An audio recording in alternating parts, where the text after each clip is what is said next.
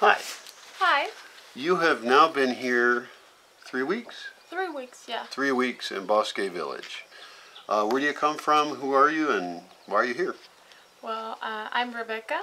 I'm from Chihuahua, Mexico. Chihuahua is a state up in the north. Yeah, it's in the border with Texas. Mm-hmm.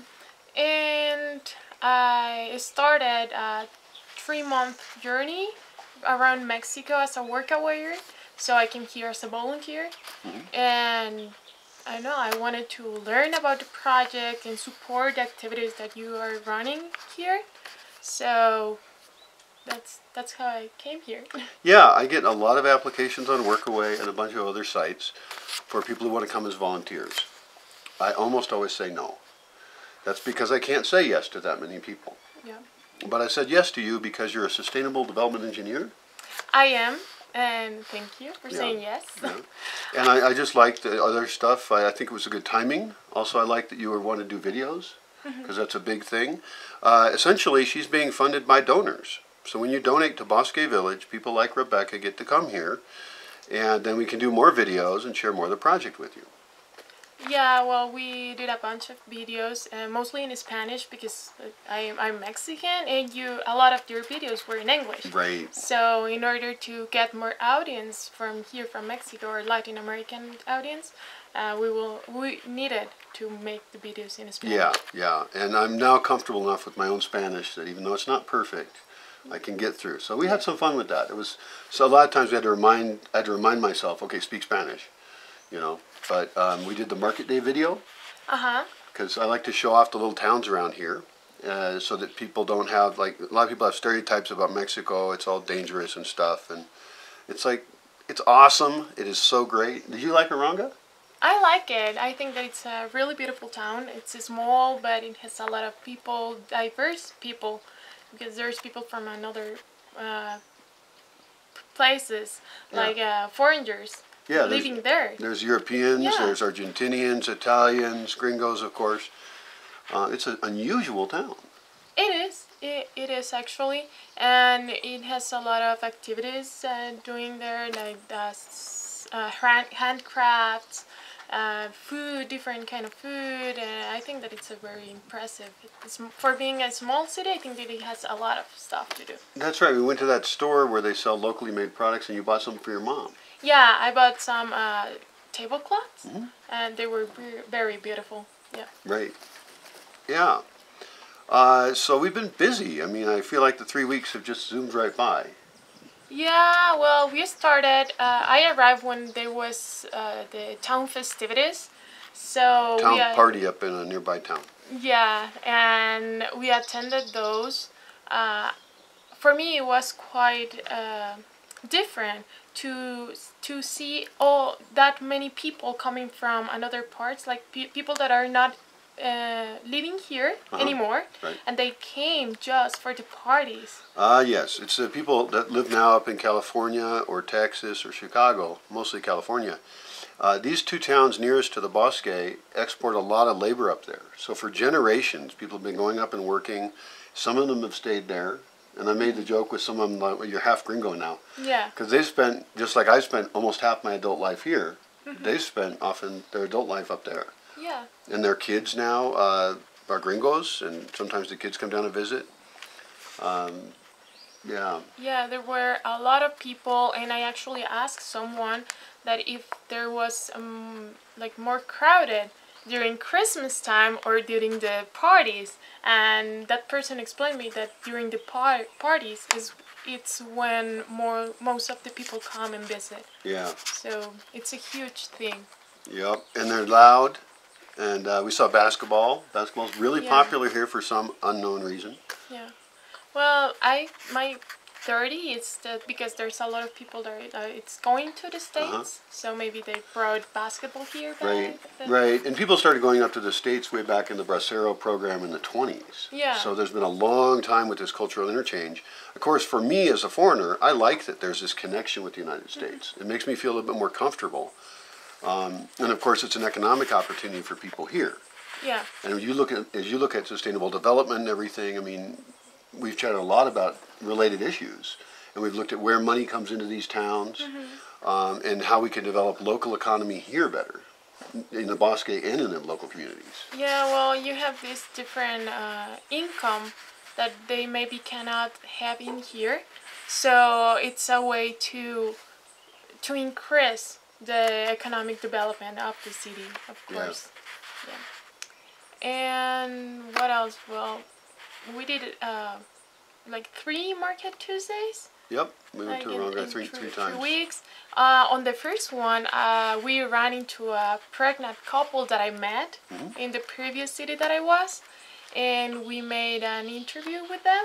We recorded because they decided to have their baby here. I guess, well, we recorded the video in English and in Spanish, so you can find it in Brian's website. Yep, I'll put links below. And they are supporting a really cool non-profit that it's Mujeres Aliadas, right? Yeah, and I wouldn't even have met them if you hadn't known them from Zihuatanejo, where you were volunteering before you came here. Yeah. So you volunteered it there, and you volunteered at one other place. Yeah, the other place was my first one as a worker waiter, and it's called Valle de Bravo. It is close to Mexico City. It is also a really magical place. There's a lot of sports. It has a big lake and mountains, a lot of country houses from people from Mexico City. So it's a lot of stuff around there too. And what did you do at the first place you went?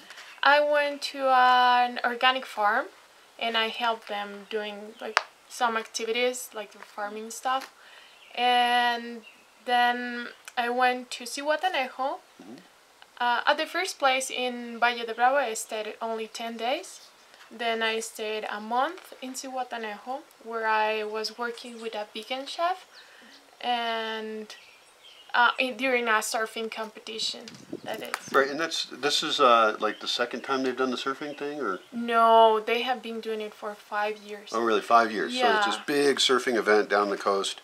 The coast of Michoacan has really good surfing.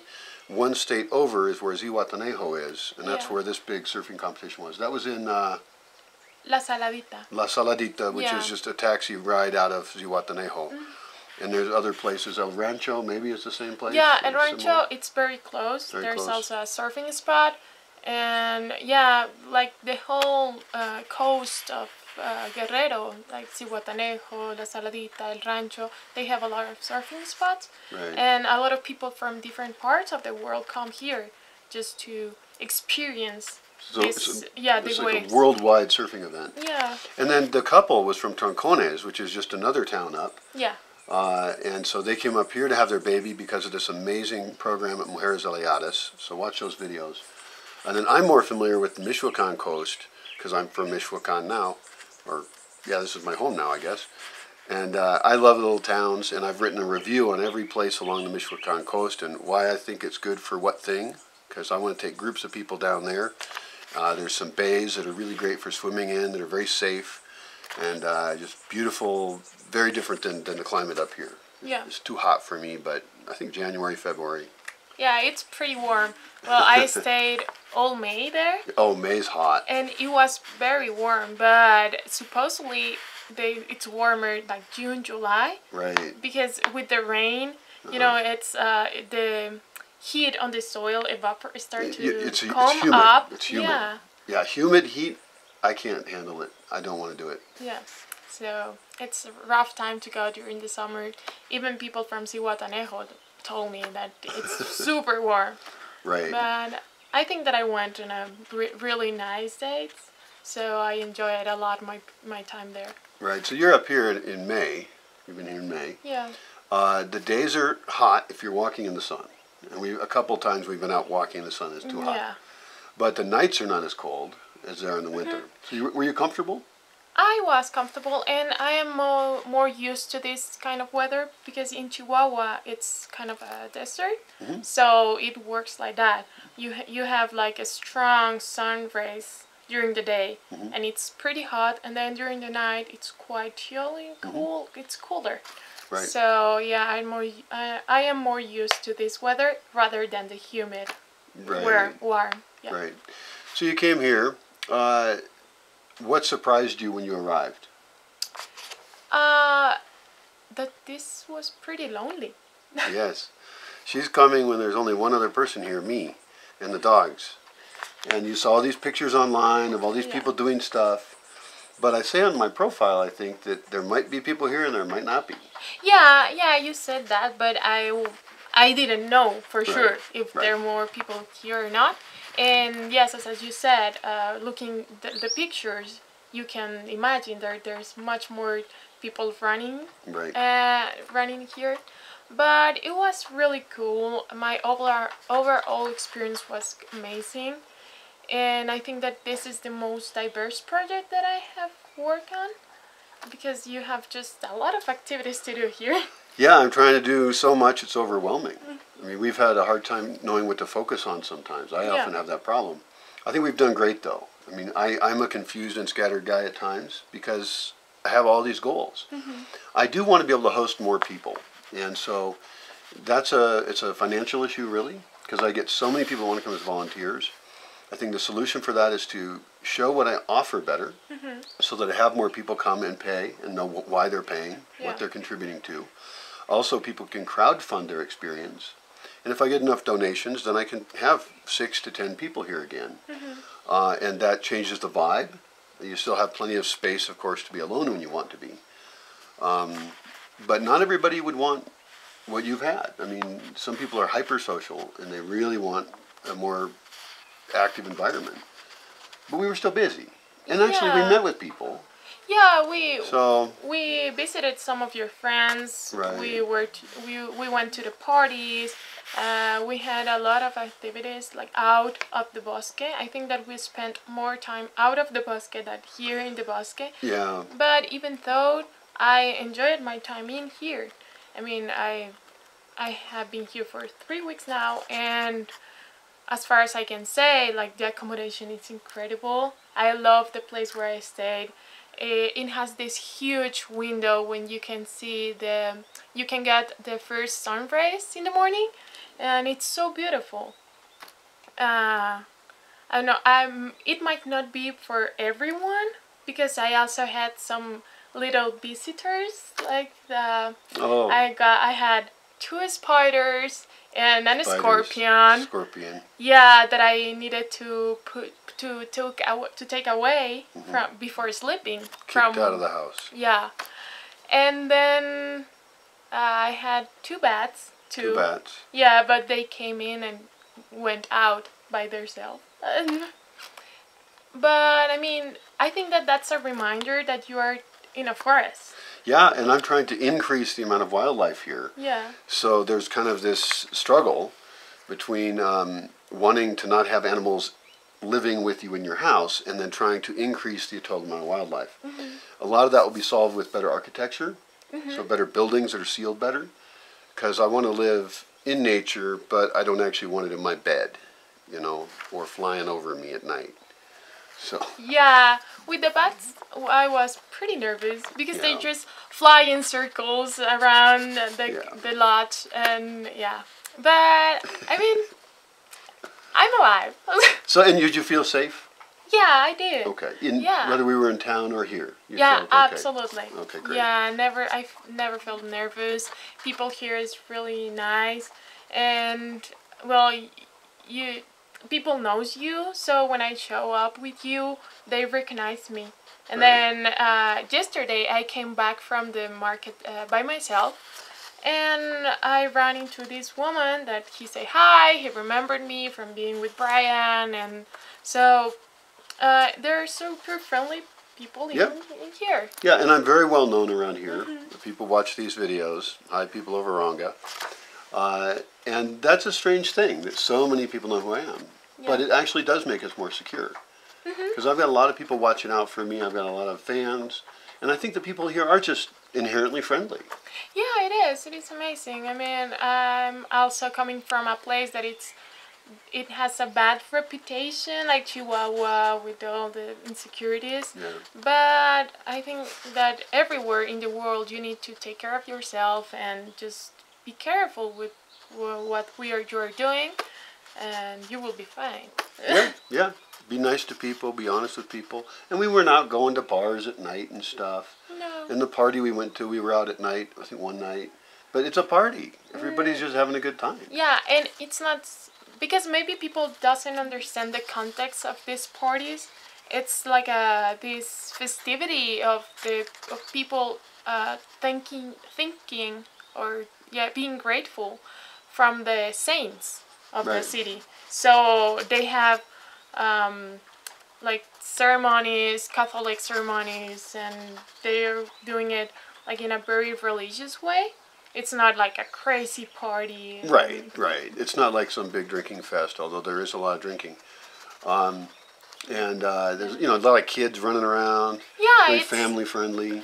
It's drinking, but it's super familiar and it's controlled drinking. I didn't saw anyone just super drunk in the street. No, it was pretty spending time with the family and enjoying and celebrating. I think it was. Now, one of the unusual things we do here at the Bosque is we do record a lot and publish a lot. Yeah. And not everything we record has even been published yet. I got editing I need to do. I'm behind. That's one of the roles I need here. Is I need somebody here just as an editor. Just if you're a good editor and you love the Bosque idea, talk to me, because I don't have time to do it all. We recorded a lot. Mm-hmm. How did it feel to come to a place and all of a sudden you're a movie star? You're on camera. Well, as I told you, I think that I'm kind of camera shy. You told me that I'm not, but I am not used to be like in front of the camera talking and recording. But it's not uncomfortable. It's just something that you need to get used to. Yeah. Yeah, because you are not recording anything like makes you nervous or makes you embarrassed. No. It's just things that are happening during your day, and just to tell people what is to be here. Yeah. So. Yeah, I want the camera to be like just another person in the experience. I want it to be very natural, like there's just a third person here chatting with us. Yeah. Unfortunately, they're very shy and don't talk a lot. You can, by the way, comment. That's how you can talk back to us, and you might even be able to influence future videos with your questions and thoughts. I found that... I've had a lot of people here who aren't experienced with a camera, but I like that because I don't want to create artificial things. I don't want to get a bunch of actors together and make these really well-polished videos with things zooming around and have it all be perfect. I want it to be like real life is. Yeah. And it's been really fun hanging out with you, actually. I like you. Oh, thank you. I like you too. I like people when I can toss out an idea. Yeah. And they process it and they toss it back with some different perspective or different information. Mm-hmm. And I think that's happened a lot with us. Yeah, I think we had a lot of very good talks and nice topics to share. Mm-hmm. So I borrowed some books from Brian. They were really cool. Right now I'm reading Wild Fermentation. Wild Fermentation is awesome. And actually I got into fermentation during my previous workaway with my host. It's vegan and mostly raw vegan. So she does a lot of fermentation, and she actually knows your project. Oh. Yeah, I think that I haven't told you this, right? Yeah, she knows your project, and maybe she will watch this. Patty Lily, hi! If you're watching this, thank you for introducing me to fermentation. Then here I'm reading more about it, and it's super cool. And I read some stuff about eco villages. Mm-hmm. And I think I didn't know that there was something like that, like in different parts of the world, like villages that are running in a eco-friendly way. Mm-hmm. And I told you that last year I spent like half of the year in Copenhagen, in Denmark, and I just knew by those books that there's some eco-villages in Denmark. And I didn't visit them. So. Well, now when you travel, you can look up a place beforehand. Yeah. There's ic.org, which is a directory of a bunch of communities. Cool. I like that there's so many different efforts going on. Mm-hmm. This is just one of them. I have my strange trip I'm on. I have my philosophies I'm developing. And I'm sharing that with other people who come here and sharing it via video. But I'm thrilled that other people are doing things in different ways. I don't feel like there's one solution that we're trying to come up with. I feel like we're coming up with many small solutions to fit together. as we look at energy use and how we produce food, how we relate to each other, how we raise dogs, how we, interact economically, the whole picture. There's really nothing that doesn't matter when you're looking at designing a new way of having a society. Yeah. Yeah, and well, yeah, I'm thrilled about this kind of small cities, little towns, and yeah, for sure I will look at them and visit if I can. Yeah. Yeah, some of them, yeah. And one of the goals is to have an influence in the local towns here, because a lot of these people are not economically very well off, which is actually good, because they're looking to adopt systems and tools that will reduce their energy use, because for them it really costs them. And also, more and more of the younger people have access to the internet, and so they can be exposed to these things and see if that fits for them. We went to university the other day. Yeah, we visited the Universidad Intercultural Indígena. It's an indigenous university here in Michoacán, and they were doing their first attempt on building an Smelting, melting aluminum. Yeah. So we melted aluminum. There's another video coming about that. It's a sustainability laboratory, kind of. Yeah. So it was great to meet the professor. I know a student from there because he lives over in the nearby town, and it was pretty neat. It was very cool because they were using waste materials to build this thing, and then also reusing the purpose of this is to reuse the aluminum to make another things. So you don't extract more raw materials, but you use it in a different way. So it's really cool. And we brought aluminum cans I've been saving for years. We brought charcoal that was made of trees here in the Bosque in the traditional way. You did good on recording a lot of clips. So you're both good in front of and behind the camera. Oh, well, thank you. Yeah. Well, you can learn to be a better videographer. Yeah. You just have to try. And some people, when they start out, they just don't have the skills, and their videos suck. But you already did really good when you started, and then I think you got better. Thank you. Yeah, as I said before, I'm trying to get better in the camera. I was not really thinking about making videos, but right now I think that videos during your trips, they're more they're better than the photos. I mean, when you record during your trips, you get and you watch them again after you finish that trip.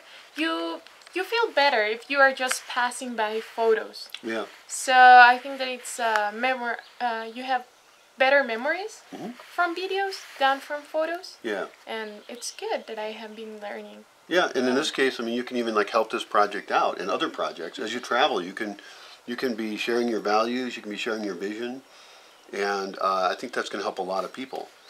It's maybe some people can see it as it's a distraction. Why not just be in the place at the time? And there's a reason to do that sometimes.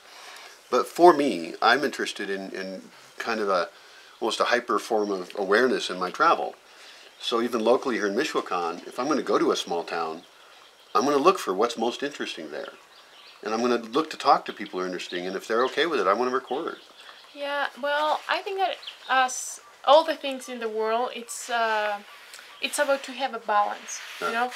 Of course, you need to be there and enjoy the time and not be focused on the photo or the video. But sometimes it's just good to record a small clip and to have that memory. I just one of my really good friends from Copenhagen. She turns 25th yesterday. 25, yeah. And I was looking into my photos and videos with her just to send her a nice message. And oh my God, I was thrilled about all the memories and all the time that we shared together.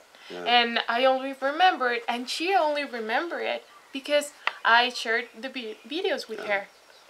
Sometimes it just passed by your memory and you don't have it in your mind consciously. Yeah. So you watch them. Well, and we do forget a lot of our lives. I mean, you're 25 right now, and you might someday be an old lady watching this. Hopefully I will. And you'll remember your travels to here, and you'll watch yourself eating the food in Eronga and having some adventures in rural Michoacan. Yeah. Because you're still very young, and who knows what adventures lie ahead.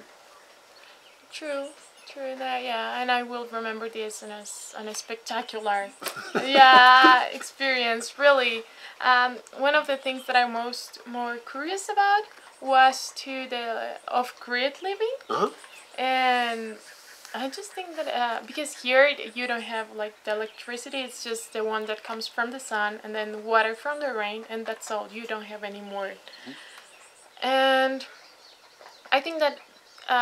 Like all the experience that I had before with something related to that was camping. Right. I've never had like a 3-week period of time without being like connected into the power system or with pipes with water. But I think that it was really cool. I mean, I never felt uncomfortable, restricted.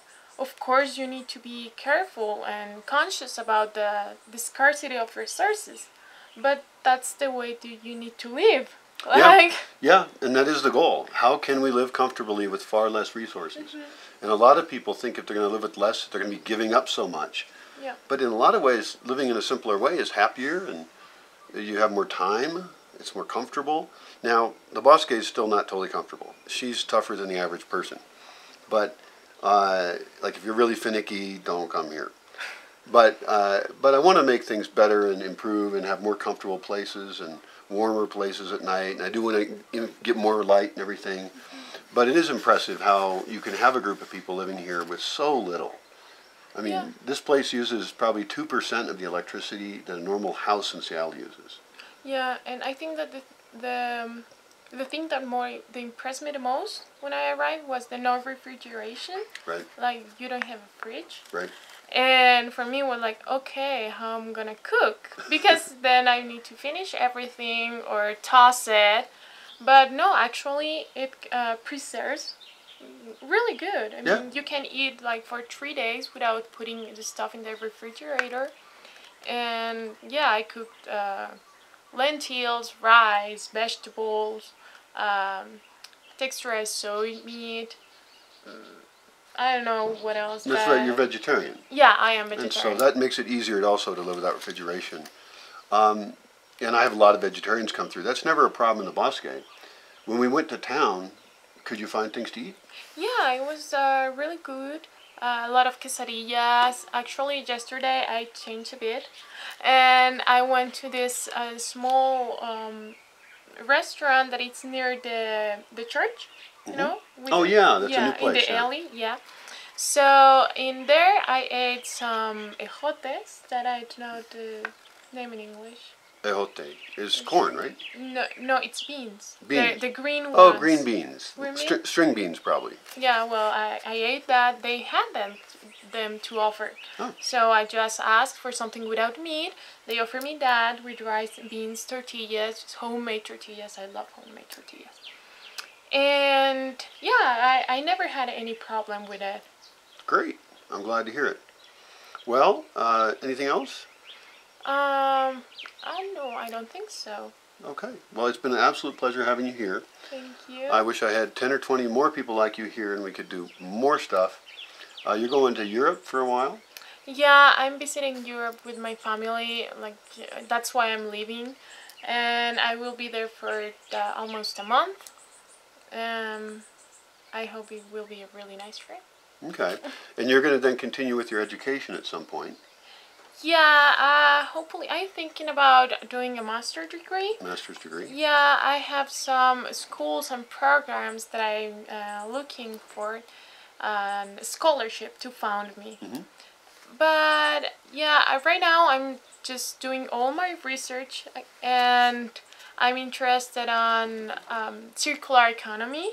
That actually one of the things that I learned here about I read about permaculture, and it's pretty similar. Yeah. I mean, it has their principles, and I think that it's like the same platform the same Sure, base. sure. Yeah. Using the waste of one system to feed into something else, looking at all your externalities, looking at all parts of the system and fitting it together. Yeah, circular economy, economics, permaculture are all related.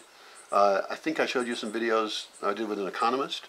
Yeah. Right. And he was great. Yeah. The guy from Brazil. Right? Yeah, Heitor, the guy from Brazil. It was really interesting conversations, taking an economics view and applying it to this place and also applying it to permaculture. And then you're using the term circular economy. Yeah. I'm happy you're continuing in your path, and I think you're going to have a long, successful career. I would ask you, as a favor, Yeah. don't forget about this place.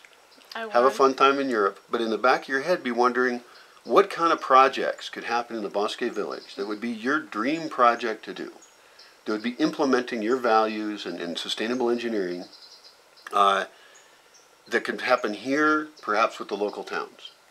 Because I'm going to collect more people, and I want everybody working on their different parts, and we'll improve the kitchen system, and we'll improve the comfort, and we'll start publishing deeper, more authoritative stuff. Cool. So keep that in mind. I will.